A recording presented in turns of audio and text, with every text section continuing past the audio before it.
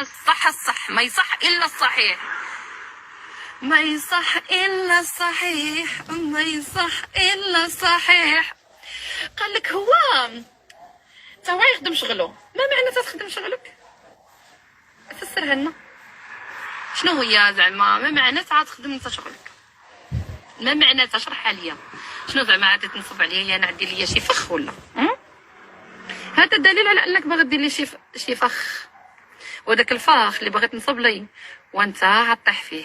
شحال من واحد كيقول لك نحفر حفره الاخر ساكن يطيح فيها، وراك انت اللي غطيح بديك الحفيره. يا وليدي ها بعد من هاد بنت الجواد، ها بعد منا. انا غنيه وغا بنت باب الله وربي عطيني خبز الله في طبقو، ولاني دقتي الهيه ملي شتي بنتك هكاك مني درنا لها الخبره انت تقول لها فين هو المغتصب وتعطيها واحد جوج صفيقات. تقول لها بنتي لقيناك ماشي هي هذيك كاينه شنو كاين شكون ضربها. تقول لها شكون بك شنو هذا قولي لي. ولكن انت ولا هنا قلبتوا على زهير درتو له الفخ. زهير درتو له الفخ. علاش؟ حيت باش زهير علاش ديتوه للحبس؟ يلا علاش قلتوها؟ وعلاش المغتصب ما قلتوش شكون هو؟ دوي وتا اللغز باين. هذا لغز الا عطينا شي واحد عنده غير صغير عنده 5 سنين ولا 6 سنين فهم، نشرحوا له بحال هادشي فهم، نديروا بحال شي معادله ونشرحوها لذاك الاول يقول لك هذا.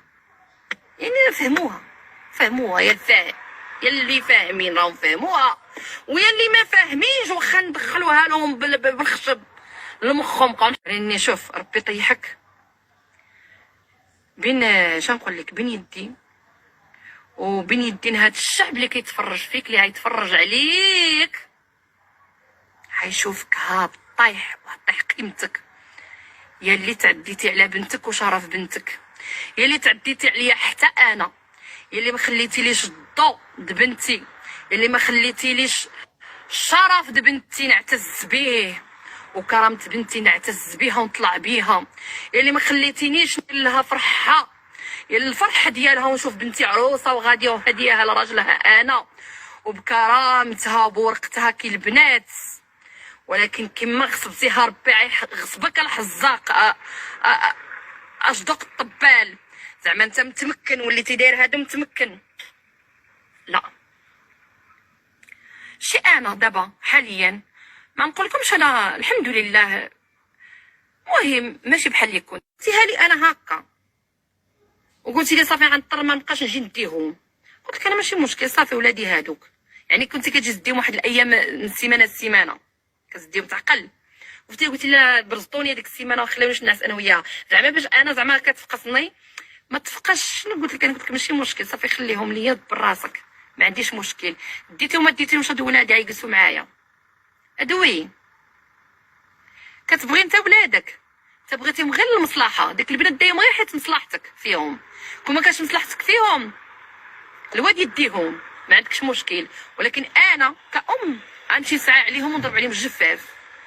نسعى عليهم ونضرب عليهم الجفاف ماشي عيب وماشي حرام.